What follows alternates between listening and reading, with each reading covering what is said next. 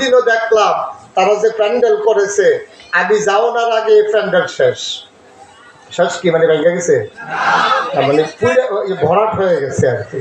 তা আমি যাওয়ার পরে যা কারবার হয়েছে, কয়েকজনের দেখছি লোটকুনি খাইয়ে রয়েছে বাসের ভিতরে দৌড়িয়া। এখন আমি বলছি ভাই এত টেনশন করার দরকার নাই, ওয়াজ শেষ হইলে আমি কতক্ষণ দাঁড়ায়াম, আপনারা কতক্ষণ ছাইয়া যাইবেন।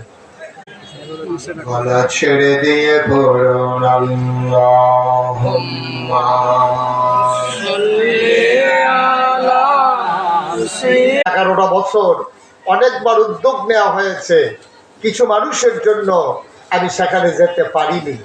মানুষ আমাকে জড়িয়ে ধরে কেঁদেছে, তারা প্রাণ কোরআন হাদিসের পক্ষে কথা বললে যাদের বিরুদ্ধে যায়, কোরআন হাদিসের পক্ষে কথা বললে যাদের বিরুদ্ধে যায়, যারা চিৎকার করে জানিয়ে দিত আমরা